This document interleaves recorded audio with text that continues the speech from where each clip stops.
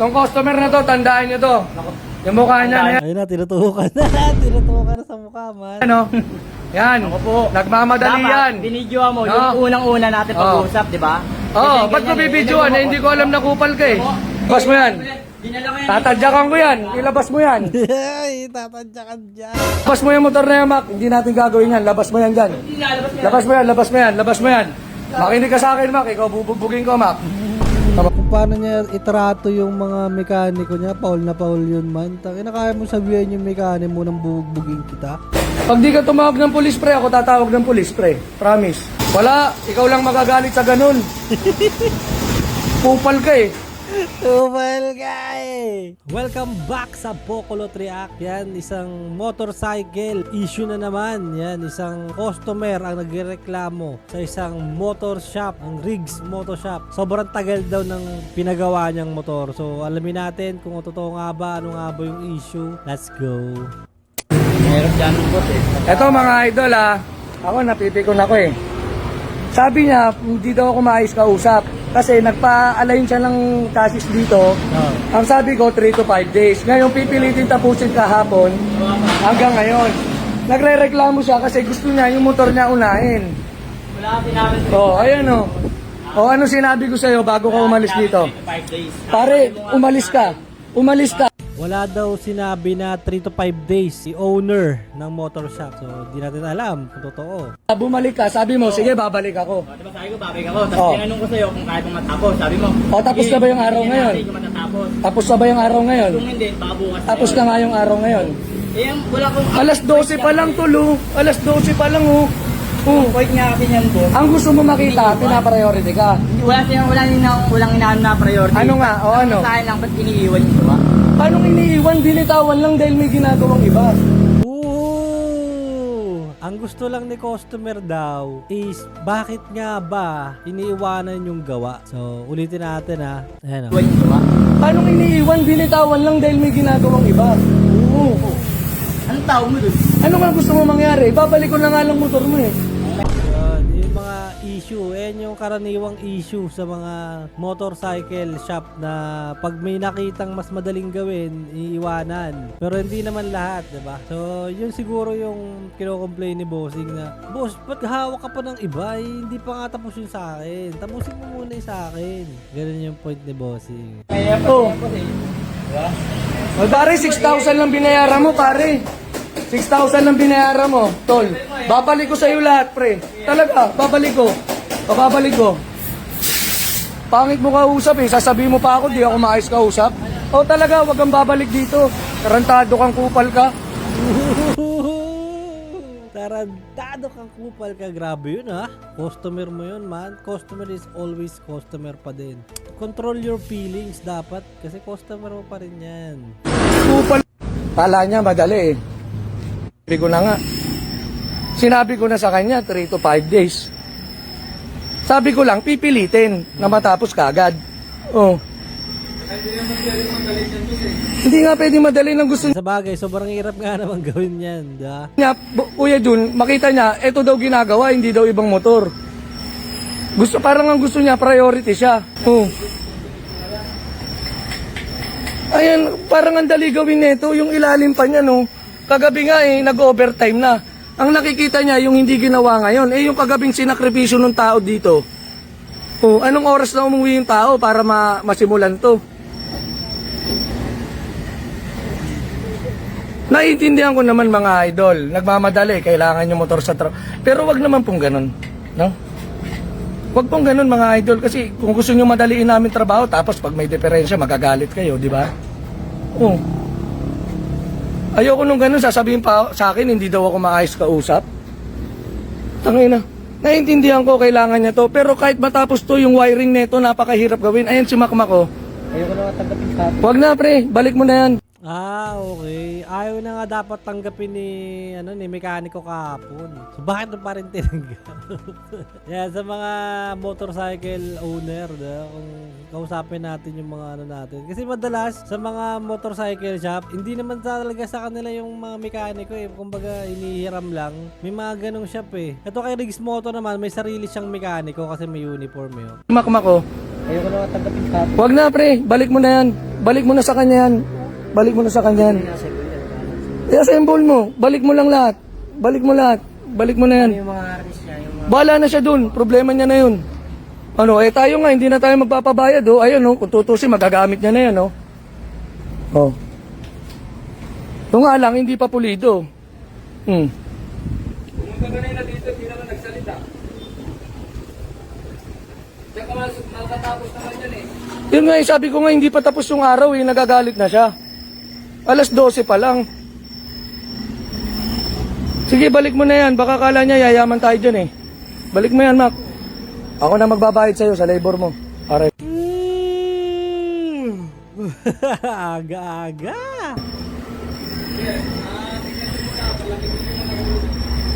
Hindi, pangit siya kausap ya. Sinabihan ako, magulo daw ako kausap eh. Gusto niya daw yung motor niya, nakikita niya, yun lang daw ang ginagawa.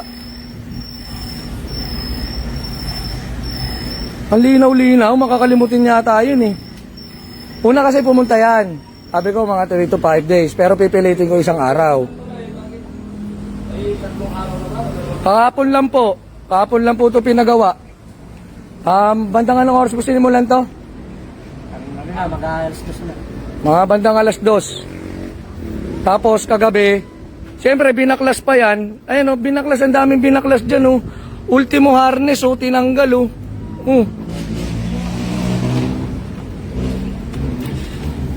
Akala niya magic yata yung pagmemekaniko.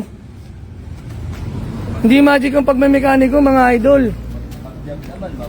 Tapos pagka may mali, magpo-post-post. Di ba? Magpo-post-post, sasabihin na palpak yung gawa, ganyan, ganyan.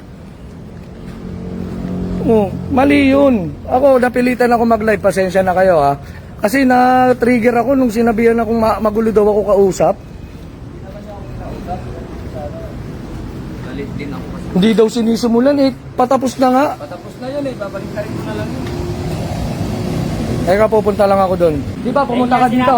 Ano sabi ko? 3 to 5 days. Wala ka sinabi ko. Nung una sinabi ko sa'yo, bingi ka yata eh. Patay tayo yan. Gumagawa ka pa, nagdalag ka pa. Para malaman ng tao kakupalan mo. Ayan o. Oh. Patay tayo yan. Ayan o, pakibuto ha. Pakalisin nyo na to. Wala pa daw nasisimulan. Ayan, tapos na nga o. Ikinisin na lang o.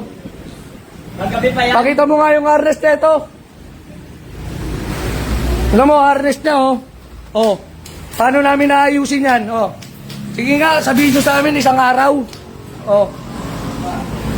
Inga, inga. Patay tayo yan. Nangako ako sa'yo? Sabi mo, Dapat pipilitin ko? Oh, di ba pipilitin? Oh. Kung kaya. Ngayon. Oo nga, kung kaya. Nangyari nga kasi, Oh. Tapos na nga yung araw. meron kasi, Oh. hinitayin kayo yung unang ginagawa nyo. Alam mo, hindi ako yayaman dyan. Ibabalik ko sa'yo. Baka akala mo malaki kikitain ko dyan eh. Baka feeling mo napakalaki ng binayad mo. Di dalhin mo sa iba. Dadali ko na kayo sa iba. Dalhin mo.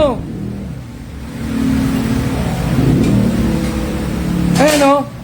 Ang customer na yan. Mag-iingat kayo dyan. Upal yan. Oh. Ayan. Ay! Kupal yan! Oh my God! Upal yan. Tatawa-tawa pa si customer. Oh. Mali-mali yung sinabihan mo ng kupal yung customer mo, boss. Lahat ng mga customer gaganyan. Oo, gaganyanin kita kasi kupal ka. Ikaw mas kung Oo nga, kupal ka, pare. Kupal ka. diba? Tayo na.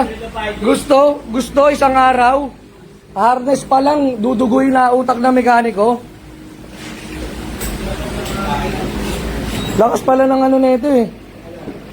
Nilibre ko pa yung fuel, yung air filter, CVT cleaning. Pati yung kino-concern niya dito na pupugak-pugak daw. Puta ngayon, tapos mamadali eh. Hindi naman minamadali eh. Wala naman tayo minamadali. Oo, ayan o. Ayan ha. Pag pumunta sa inyo yan, nagmamadali ang customer na yan. Grabe. Mamadali. Grabe yun. Dagal lang usapan. That binidyo mo kagapon. Ba't ko bibidyo? Hindi ko naman alam kupal ka. Kung alam kong kupal ka, di binidyo. Oy! Kung alam lang ni Bossing na kupal ka, di binidyo ang ano daw. Tuwang ko. Binidyo mo kagapon. Alam natin at malalaman kung ano yung pinag-usapan, di ba? Yeah. Gusto mo magikin? Paanong magic gagawin namin dyan? Nakita mo lang may ibang ginagawa, feeling mo hindi na ginagawa. Eh, isang oras pa lang binibitawan yung motor mo. Oh. Hindi mo naisip kagabi, nag-overtime yung tao para gawin yan. O, anong oras ba natin nabaklas to? O, nandito ka buong araw, ilang oras binaklas to? Yung pagbabaklas pa lang yan eh. O yan, tandaan nyo yung customer na yan. Kukupaling kayo yan. Ha? Kaya huwag kayong mag-aano dyan. Sabi ko, pipilitin tapusin na buong araw. Kung hindi, bukas. O, wala pa naman, di pa tapos ngayon yung araw ah. Nagagalit na kagad. Hindi pa nga, ano, tapos yung araw, nagagalit na.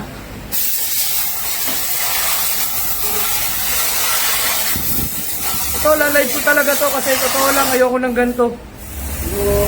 Ayoko ng ganito. Kung kaninang customer ko ay naka-green na Mio, napakatagal dito nun, pero pabalik-balik pa rin sa amin. Sa amin pa rin gusto ipagawa.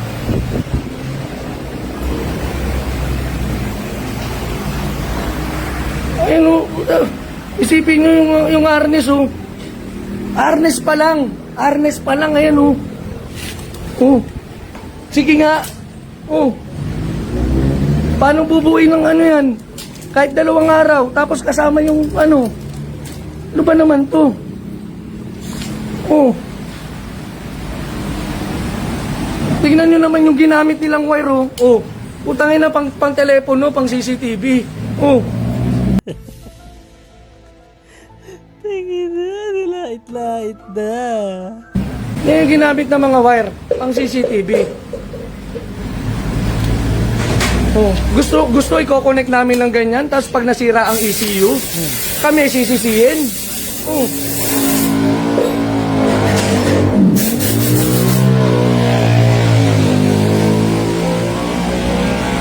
Ano, hindi nga sa mga nakakaintindi dyan, mga mekaniko dyan, electrician dyan. Oh. Tapos gusto matapos 2 araw. Kung tutuusin, kayang tapusin to. Yung problema, nagre-reklamo na kagad siya, hindi pa tapos yung araw eh. Ang dahilan niya, kasi daw nakita niya may ibang ginagawa yung machinist. Oh. Sige nga, sabihin mo. Kasi may isang nakatutok dyan, di ba? Kasi kung minamadali talaga yan, may isang nakatutok. Sabihin na nating priority nyo talaga yan. Kasi nangako kayo na ano eh, kakayanin ng tatry kakayanin eh. Sa amin, paano namin gagawin to ng gusto niyang kabilis? Pwede yun, sasarado namin yung shop, motor lang niya, gagawin namin. Eh paano yung upa namin, paano yung kita namin, paano yung mga mekaniko? Oh.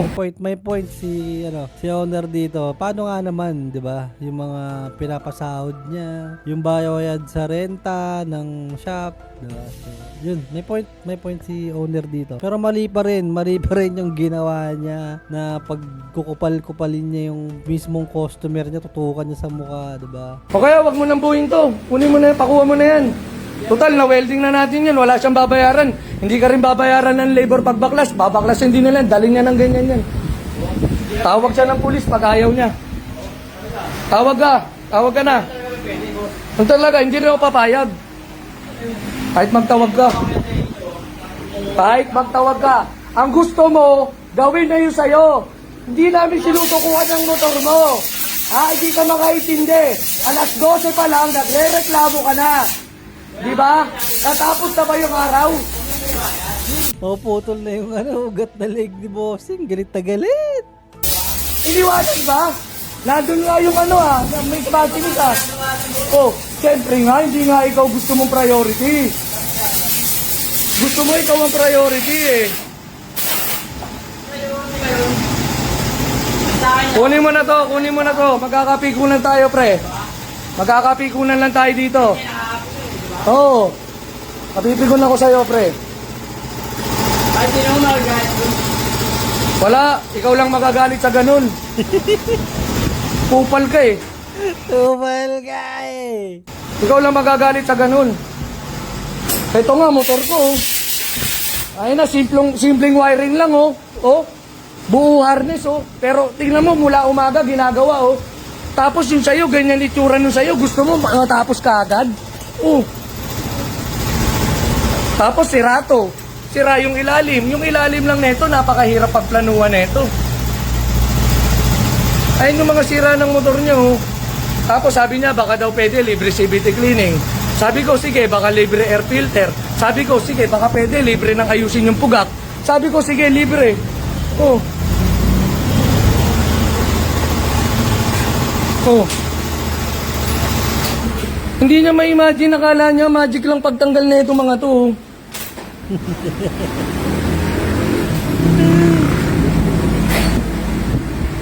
Pag di ka tumawag ng police pre, ako tatawag ng police pre. Promise. Oo. Diba? Kasi hindi wag mo gagawin yan ha, wag mong gagawin yan. Mak, wag mong gagawin yan. Hindi maganda usapan natin. Hindi maganda usapan natin, kupal ka. Ayan ha, tong customer na to, tandaan nyo to. Yung mukha niya na yan. Ayun na, tinutukan na. Tinutukan na sa mukha, man. Ano? Yan. Ako po. Nagmamadali yan. Dapat, binidyo mo, No. yung unang-una natin pag-uusap, di ba? Oo, ba't ko bibidyoan? Eh, hindi ko alam na kupal ka eh. Kung alam kong kupal ka, di binidyoan ko, di ba? Nag-video ka kung kailan may ano ka na. Boss. Lumabas ka dito, hindi kita pinapayagang pumasok. Nag-video mo, yung pag-uusap natin. Ito sa labanan. Labas mo yung motor na yan, Mac. Hindi natin gagawin yan. Labas mo yan dyan. Labas mo yan, labas mo yan, labas mo yan. Makinig ka sa akin, Mac. Ikaw bubugbugin ko, Mac. Tama. Mabubugbog na si Bossing. Gabi, mabubugbog si Bossing. Pag di mo sinunod dyan, Mac, bubugbugin ka niyan. Labas mo yan. Labas yan, dahil mga... Labas mo yan. Labas mo yan. Dinala ko yan. Tatadyakan ko yan. Ilabas mo yan. Ay, tapansyakan siya. Ano ba yan? Tingit yan. Nagkakaroon na ng ano. Pisikalan naman. Magpipisikalan na to ah. Diba? Dinala ko yan. Ilabas mo yan. Pare, ano yun to, pare? Baka di ako makapagpigil. Mac, labas mo na, Mac. Bawa bugbog ka pa eh. Pre, ano to? O, babalik ko yung 2.5 mo. Wala akong pakialam sa 2.5 mo. Baka hindi mo ako kilala. Hindi ko kailangan ng pera. Kaya kong kumita kahit wala ka. Baka kala mo.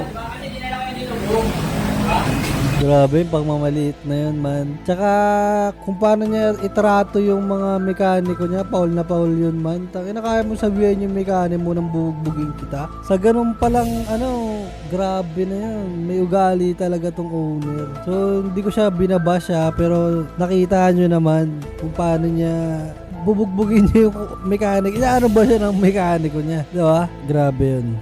Hindi mo pwede nga yan. Dati na yung paano dadalhin yan. Problema mo na yan. Upal ka eh. Kupal ka, babawi. Babawi si customer, mas kupal ka. Problema mo na yan.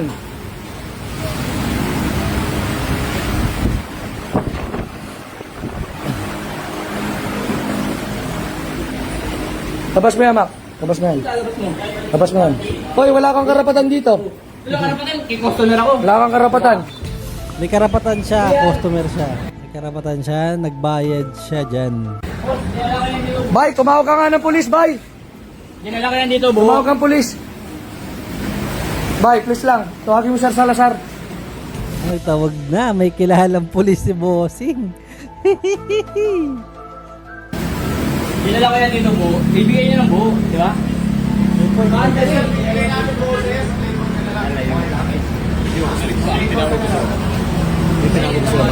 Sige po. Kaya isa na, sir. May ano lang ha. Eh, wala eh. Mahirap na usap yung customer eh. Nagmamadali eh. Mahirap gawin eh. Ayaw kung ano eh. Ako, kilala nyo naman ako, pre, di ba? Kailan ba ako nangupal ng customer? Ayan o, tanongin natin bawat customer dito, may kinupal ba ako sa inyo? Oh, Wala. Oh. Ako. Libre ka na ng CBT cleaning. Yung nagsalita ng wala.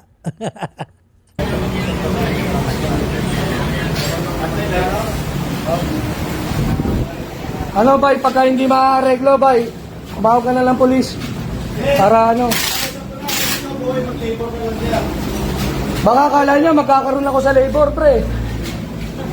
Oh, baka isipin mo magkakapera ako dyan, ha? Yung labor na bibigay dyan, hindi sa akin, ha?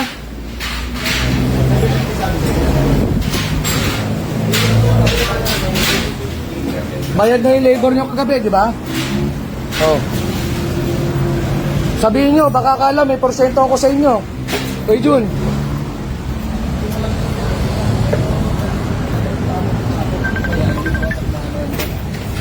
Pero tatapusin ko na agad yung kanina eh. Hindi, gusto niya nga wag kang gumawa ng iba, ya. Yan, guys. Pares may mali sila guys kasi una si customer nagmamadali. Okay, ito sa naman si owner hindi marunong mag-handle ng situation. So dapat bilang owner ikaw yung nakakaintindi, mas malawak yung pangunawa mo. Lalo na sa mga ganyang sitwasyon. So, ikaw pa yung nangunguna. Ikaw pa yung nagninikupal, di ba? Pinapost mo pa sa social media, akala mo. Tama yung pinagsasabi mo. So, pares may mali. So, si customer naman, kahit sobrang hirap naman talaga gawin ng motor niya. Siyempre, ang iisipin din ng owner, yung kita kung paano ipapasahod kay mga mekaniko, pambayad ng paupa, 'di ba? So, hindi nagkaintindihan. So, dahil hindi marunong umintindi at umunawa tong may-ari ng motor shop. Kasi kung magaling siya makiusap, walang problema, di ba? Gagawin yung motor, boss, pasensya na. Nagkaroon lang ng, may inasikaso lang ng konti, kaya naiwanan. Pero babalikan naman, saglit lang, pasensya na talaga. So, ganun lang. So, yun. Shoutout sa Riggs Moto. Yan, di tayo basher. Suporta tayo kahit. Sana suporta nyo pa rin yung shop niya kahit nagkaroon ng issue na ganyan.